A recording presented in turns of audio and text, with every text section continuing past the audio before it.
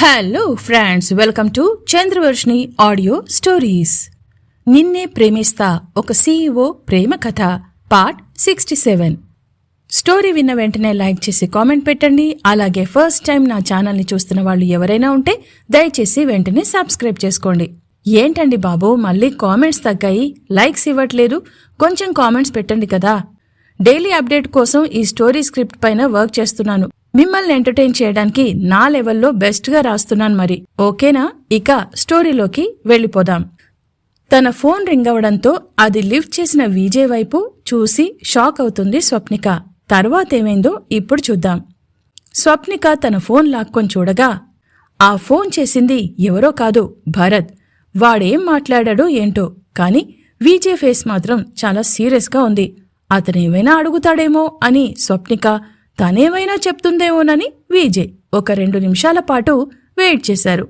ఇద్దరూ ఏదో మాట్లాడే అంతలో డోర్ నాక్ చేసిన శబ్దం వినపడగానే గబుక్కున లేచి డోర్ ఓపెన్ చేసిన స్వప్నిక ఎదురుగా నవ్వుతూ మహేష్ కనపడగానే, హాయ్ అన్నయ్య, బాగున్నారా అని నవ్వుతూ పలకరించింది. ఫైన్ చెల్లెమ్మా, నువ్వెలా ఉన్నావు? మా ఓడు నిన్ను బాగానే టార్చర్ పెడుతున్నట్టున్నాడు అని నవ్వుతూ అన్నాడు మహేష్. చాలే, అక్కడ మాట్లాడింది చాలు, లోపలికి రా, ఎవరు టార్చర్ పెడుతున్నారో నీకే తెలుస్తుంది అని సీరియస్గా అన్నాడు విజయ్. మహేష్ లోపలికి వచ్చిన తర్వాత ఇద్దరూ మాట్లాడుతూ కూర్చోవడంతో స్వప్నిక అక్కడి నుంచి బయటకు వెళ్ళిపోయింది. చెప్పరా, ఏంటి విషయం? నీకు నిజంగానే మోషన్స్ అయ్యాయా, లేక నీ చెల్లెలు CEO స్వప్నిక గారు చెప్తే నువ్వు అబద్ధం చెప్పావా అని సీరియస్గా అడిగాడు విజయ్. చచ్చా, అదేం లేదురా అని నవ్వుతూ అన్నాడు మహేష్. ఒరేయ్, నువ్వేదో దాస్తున్నావు, నిజం చెప్పుబే అని కోపంగా అన్నాడు విజయ్. ఏం లేదురా, ఇక్కడ విషయం తెలిసిన సింధు నాకు ఫోన్ చేసిందిరా, దాంతో నేను తననే హెల్ప్ చేయమని చెప్పాను. తర్వాత నీకు తెలిసిందే కదా అని నవ్వుతూ అన్నాడు మహేష్. ఏంటో మా చెల్లెలతో నువ్వేదో చేస్తున్నట్టున్నావు, మీరిద్దరూ కలిసి నాకు అగెనెస్ట్గా ప్లాన్ చేశారా అని అడుగుతున్న విజయ్ లెఫ్ట్ ఐబ్రో ఆటోమేటిక్గా పైకి లేచింది. ఏం చేస్తాన్రా, ఏదో కొద్దిగా బ్రదర్గా నేను హెల్ప్ చేయాల్సిందే కదా అని అన్నాడు మహేష్. సరే, ఏంటక్కడ పొజిషన్ అని అడిగాడు విజయ్. ఆయన బాగానే ఉన్నాడ్రా, డైలీ ఫుడ్ మెడిసిన్స్ బాగానే తీసుకుంటున్నారు అని చెప్పాడు మహేష్. సరే, నువ్విక్కడికొచ్చినప్పుడు అక్కడ ఫుల్ సెక్యూరిటీ పెట్టొచ్చావా లేదా అని అడిగాడు విజయ్. అక్కడ అన్నీ చూసుకునే వచ్చానిక్కడికి, ఎందుకురా ఆ డౌటు అని అడిగాడు మహేష్. డౌట్ నీ మీద కాదు, ఆ భరత్ గాడి మీద అని తనతో భరత్ ఫోన్లో వాగిన మ్యాటర్ మొత్తం చెప్పాడు విజయ్. అవునరా, నువ్వు తీసుకొచ్చిన పెద్దాయన స్వప్నికకు కావలసిన వ్యక్తి అన్నావు, పాపం సిస్టర్కి ఎవరూ లేరు అన్నావు. ఈ విషయం చెప్పావా? అంటే తీసుకెళ్లి చూపిస్తాను అన్నావు. ఇంతకీ ఎవరాయనా? అంత స్పెషల్ ఏంటి? ఎక్కడ్నుంచి తీసుకొచ్చావు? ఆయన్ని నీ దగ్గర ఎందుకు ఉంచుకున్నావు?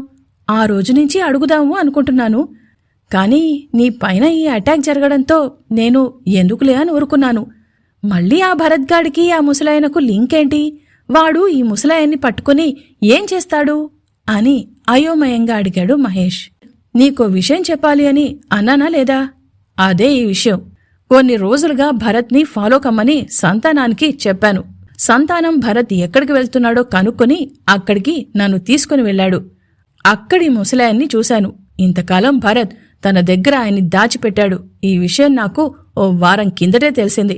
దాంతో భరత్ గారి నుండి ఆయన్ని నా దగ్గరకొచ్చేలా చేశాను అని తను ఆ ముసలాయన ఎవరన్నది చెప్పకుండా ఆయన్ని కలిసిన రోజు నుండి ఇప్పటి వరకు జరిగిన విషయం మొత్తాన్ని చెప్పాడు. ఓ, దీని వెనుక ఇంత కథ ఉందా? అయినా ఆ ముసలాయన్ని కిడ్నాప్ చేసి తన దగ్గర ఉంచేసుకున్నాడంటే వీళ్ళిద్దరి మధ్య ఉన్న రిలేషన్ ఏంట్రా అసలు అని ఆశ్చర్యంగా అడిగాడు మహేష్. అదేరా నాకు అర్థం కాంది. ఆయన పేరు అమరానంద్. ఆయన నన్ను చూసి నాన్నను చూసినట్టుందని ఏదేదో మాట్లాడాడు. తర్వాత నా దగ్గర రాయడానికి ఏ పేపర్ లేకపోవడంతో నా షర్ట్ రిస్ట్ మీద ఏదో నంబర్ రాశాడ్రా. అది చూస్తే ఒక సీక్రెట్ లాకర్ నంబర్లా ఉంది. అంతేకాదు, అతనికి స్వప్నికకు చాలా దగ్గరి సంబంధం ఉంది. భరత్ ఇన్ని రోజులు ఆయన్ని తన దగ్గర పెట్టుకుని తనని పెళ్లి చేసుకోమని స్వప్నికను బ్లాక్మెయిల్ చేస్తున్నాడు అని చెప్పాడు విజయ్. అదంతా విన్న మహేష్ కన్ఫ్యూజ్ అవుతూ, వెయిట్ భరత్ ఆ ముసలాయన్ని బంధించి స్వప్నికను బ్లాక్మెయిల్ చేయడమేంటి? ఆయన్ని భరత్ తన దగ్గర దాచిపెడితే స్వప్నిక ఎందుకు భయపడుతుంది అని అడిగాడు. ఎందుకంటే ఆ ముసలాయన స్వప్నిక ఫాదర్, పేరు అమరానంద్ అని ఒక బాంబ్ పేల్చాడు విజయ్. ఒక్కసారి నోరు తెరిచిన మహేష్, ఏంటి ఆ ముసలాయన స్వప్నిక ఫాదరా అని గట్టిగా అరిచినంత పనిచేశాడు. ఒరేయ్ మెల్లిగరా, ఇదంతా నీ సిస్టర్కి తెలీదు. వాడు స్వప్నికను ఎందుకు టార్చర్ పెట్టాడు అది ఖచ్చితంగా మనం తెలుసుకోవాలి. ఇప్పుడు అంతకు రెట్టింపు టార్చర్ పెడతానని నన్ను చంపడానికి చాలామంది వెయిట్ చేస్తున్నారని మాట్లాడాడు. అది మనం తెలుసుకోవాలంటే అసలు వీలవడం లేదు. వాడింకా అలాగే అంటున్నాడంటే నేను ఆ విషయం స్వప్నికకింకా చెప్పలేదని వాడెలా అనుకుంటాడు అని సీరియస్గా అన్నాడు విజయ్. అమరానంద్ స్వప్నిక ఫాదర్ అని చెప్పినందుకే అలా నోరు తెరుచుకుని ఉన్న మహేష్ ఇంకా అలాగే చూస్తూ, నిజమారా నువ్వు చెప్పేది అని మళ్ళీ అడిగాడు. అవునరా, ఇంకొక విషయం తెలుసా? ఆయన మా నాన్న ఇద్దరూ మంచి ఫ్రెండ్స్ అని అన్నాడు. అయితే ఆ సీక్రెట్ లాకర్? మహేష్ ఆగిపోవడంతో, స్వప్నిక ఇంట్లో ఉంది, అందుకే తన ఫ్లాట్కి వెళ్తే తెలుస్తుందనుకుంటే చూడు ఇలా బెడ్ మీద పడిపోయాను అని అన్నాడు విజయ్. పోన్లేరా, చూస్తుండగానే 3 రోజులు గడిచిపోయాయి. ఇంకో 6 రోజులైతే ఆ వీపు మీద గాయం కూడా బాగవుతుంది, స్టిచెస్ కరిగిపోతాయి అని అన్నాడు మహేష్. అదేరా, తొందరగా ఇది తగ్గితే ఆ లాకర్ ఓపెన్ చేసి చూస్తే గాని అసలు విషయం తెలీదు. ఇంతలో ఆ భరత్ గాడు అమరానంద్ నా దగ్గరున్నాడన్న విషయం స్వప్నికకు చెప్పకముందే ఈ పని అయిపోవాలి. ఆయన దగ్గరికి నేనే స్వయంగా స్వప్నికను తీసుకువెళ్ళాలి అని అన్నాడు విజయ్. ఒక అరగంట వరకు ఆ మాట ఈ మాట మాట్లాడిన తర్వాత ఇక వెళ్తానని లేచాడు మహేష్. కిందికి వచ్చి వంట రూమ్ దగ్గరికి వచ్చిన మహేష్ మామూలు చీరలో జుట్టు మూడేసుకొని నుదుట చిన్న నల్లని స్టిక్కర్, దాని కింద పాపెట్లో కూడా కుంకుమ బొట్టుతో హడావిడిగా తిరుగుతూ చిరు చెమటలతో వంట చేస్తున్న స్వప్నిక, అతని కళ్లకు అచ్చు గృహిణిలా కనిపిస్తున్న ఆమెను చూసి ఆల్రెడీ ఆఫీసులో చూసిన స్వప్నికకు, ఫస్ట్ టైం విజయ్తో చూసిన స్వప్నికకు చాలా తేడా ఉందనిపించింది. నిజంగా విజయ్ లక్కీ ఫెలో అని మనసులో అనుకున్న మహేష్, ఓకే సిస్టర్ వెళ్తానికా అని అన్నాడు. అతన్ని చూసిన స్వప్నిక, అదేంటన్నయ్య అప్పుడే వెళ్ళిపోతారా, లంచ్ చేసి వెళ్ళండి అని అంది. లేదు సిస్, వాడు పూర్తిగా పత్తెం తినాలి, నేను వాడితో కలిసి తినలేను. వాడు నార్మల్ అయ్యాక లంచ్ ఏం కర్మ, బ్రేక్ఫాస్ట్కి వచ్చి డిన్నర్ చేసి మరీ వెళ్తాను అని నవ్వుతూ వెళ్లిపోయిన మహేష్ వెంటనే విజయ్కి ఫోన్ చేశాడు. అదంతా సీసీ కెమెరాల ద్వారా ల్యాప్టాప్లో చూస్తున్న విజయ్ తన ఫోన్ రింగ్ అవ్వడంతో లిఫ్ట్ చేసిన విజయ్, చెప్పరా ఇప్పుడే వెళ్ళావు, అప్పుడే ఫోన్ ఏంట్రా అని నవ్వుతూ అడిగాడు. ఏం లేదురా, నిజంగా నువ్వు లక్కీ ఫెలోవిరా. స్వప్నిక లాంటి వైఫ్ నీకు దొరికినందుకు నువ్వు చాలా అదృష్టవంతుడివి. లైఫ్లో తన్ని వదులుకోకు అని అన్నాడు మహేష్. థ్యాంక్స్ రా, తనని పెళ్లి చేసుకుంది వదిలిపెట్టడానికి కాదురా అని నవ్వుతూ అన్నాడు. అది విన్న మహేష్, అవునా, ఎలారా మరి? లాస్యతో ఎంగేజ్మెంట్, కాంట్రాక్ట్ మ్యారేజ్, 6 నెలలు, అత్తయ్య ఛాలెంజ్, ఇవన్నీ ఏంట్రా అని ఆశ్చర్యంగా అడిగాడు. టైం వచ్చినప్పుడు చెప్తా కానీ ఇప్పుడు వదిలేరా బాబు అని అన్నాడు. సరేరా, ఆల్ ది బెస్ట్ అని ఫోన్ కట్ చేశాడు మహేష్. కిచెన్లో సావిత్రి హెల్ప్తో వంట వండుతున్న స్వప్నిక అక్కడికొచ్చిన సింధుని చూసి, ఏం సింధు, ఈరోజు కాలేజ్కి వెళ్ళట్లేదా అని అడిగింది. లేదు వదినా, అమ్మకి ఒంట్లో బాలేదు కదా, అందుకే తనకి తోడుగా ఉన్నాను అని అంది. ఏమైందమ్మకి, ఒంట్లో బాలేదా అని ఆశ్చర్యంగా అడిగింది స్వప్నిక. హా వదినా, తలనొప్పిగా ఉందట, అందుకే బ్రేక్ఫాస్ట్, కాఫీ అన్నీ గదిలోకి తీసుకురమ్మంటే తీసుకెళ్లి ఇచ్చాను అని అంది. దీప ఆఫీస్కి వెళ్ళకపోవడం, ఉమేష్ విజయ్తో మాట్లాడడం, మళ్ళీ పార్టీ రోజున దీప కొలీగ్స్ రావడం, మొన్న రాత్రనగా ఎటో వెళ్లిన ఆమెను భరత్ ఇంటి దగ్గర దింపి వెళ్లడం, ఇవన్నీ గమనించిన స్వప్నిక, నాకు తెలిసి దీపత్త ఏదో ప్రాబ్లంలో చిక్కుకొని ఉంటుంది, అందులోంచి బయటపడలేక ఇబ్బంది పడుతుందేమో అని ఆలోచనల్లో పడింది. ఒకసారి కనుక్కుంటే బాగుంటుందని మెల్లిగా వెళ్లి దీప గది ముందు నిలబడింది Swapnika. Door knock చేసేలోగా room doors open కావడం, చాలా స్టైల్గా రెడీ అయిన దీప బయటకు రావడం ఒకేసారి అవుతుంది. స్వప్నికను చూసిన దీప, నువ్వేంటిక్కడా అని సీరియస్గా అడిగింది. ఆమె అంత సడన్ గా డోర్ తెరవడంతో ఉలిక్కి పడిన స్వప్నిక సడన్ గా షాక్ వల్ల మాట్లాడడం వీలుకాక అలాగే నిలబడింది. ఏంటి, నా గది ముందు నిలబడి ఏం చేస్తున్నావు అని మళ్ళీ అడిగింది దీప. అదత్తయ్యా, మీ ఆరోగ్యం బాగాలేదని తెలిసింది, అయితే పలకరించాలని అని నసుగుతూ అంది స్వప్నిక. దీపకు ప్రాబ్లం వచ్చింది ఆమె కంపెనీ సీఈఓ వల్ల కావడంతో, ఇక్కడ స్వప్నిక కూడా ఒక సీఈఓ కావడం వల్ల దీపకు చాలా కోపం వచ్చింది. పైకి మంచిగా కనపడేవాళ్లు కెరీర్ కోసం ఏమైనా చేస్తారు, ఎంతకైనా తెగిస్తారు. ఇంత చిన్న వయసులో ఎంతమందిని తన్ని ఇంత పైకెదిగిందో అని అనుకుంది దీప. మీకు వర్క్ స్ట్రెస్ ఫీల్ అవుతున్నారేమో, ఆ వర్కేంటో ఒకసారి చెప్పండి, నేను సాల్వ్ చేస్తాను అని మెల్లిగా అంది. అవసరం లేదు.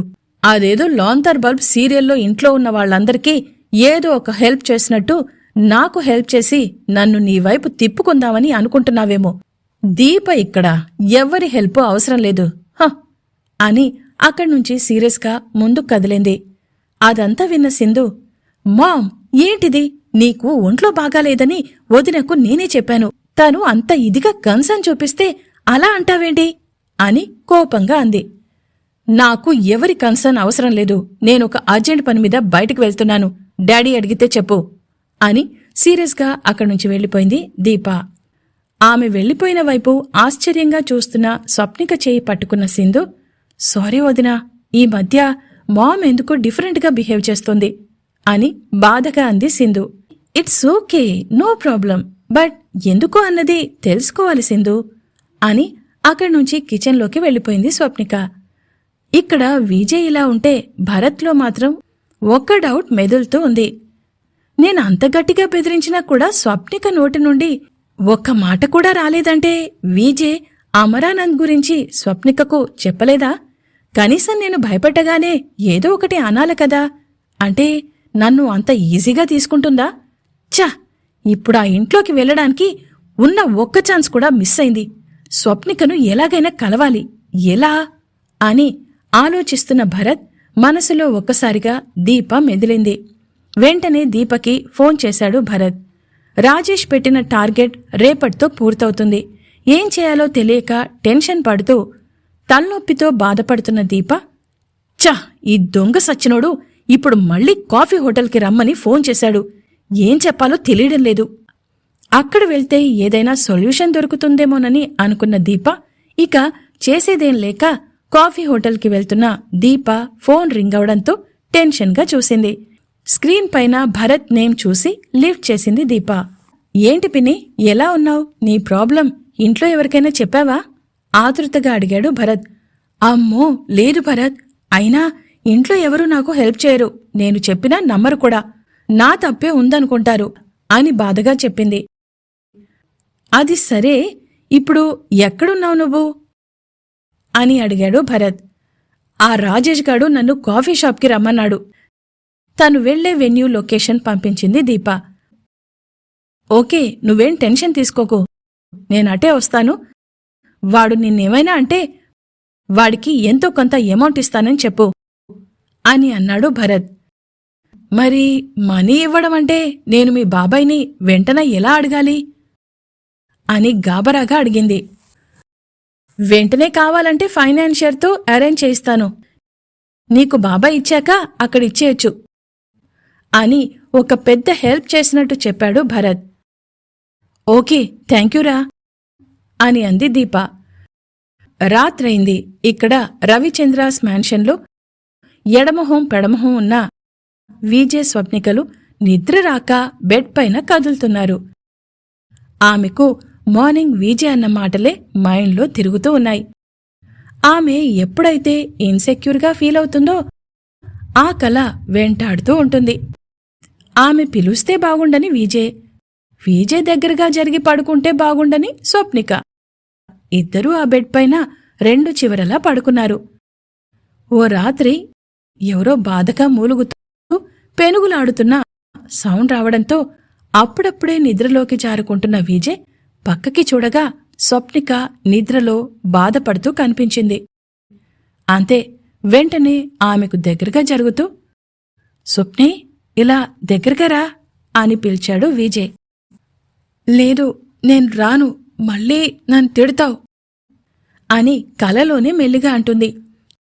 ఆమె ఎప్పుడైతే ఇన్సెక్యూర్గా ఫీలవుతుందో అప్పుడు ఆమెను ఆ కల వెంటాడుతుంది. లేదురా, ఇలా రా అని ప్రేమగా పిలిచాడు విజయ్. ఏంటి, నేను నిన్ను చంపేస్తానా నేను అని గూనుస్తూ అడిగింది. తన మాటలకు స్వప్నిక ఎంత ఫీలవుతుందో అతనికి తెలుసు. అందుకే పాపం అనిపించింది. ఆమెను గట్టిగా హగ్ చేసుకున్నాడు విజయ్.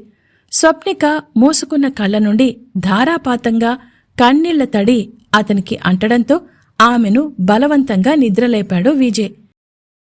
నిద్రలేచిన స్వప్నిక తనని దగ్గరగా హక్ చేసుకున్న విజయ్ని చూసి, విజయ్, సారీ, ఏదో కలలో నన్ను అని ఆమె చెప్పలేక ఆగిపోయింది. విజయ్కు ఆమె ఎన్ని రకాలుగా నలిగిపోతుందో అర్థమైంది.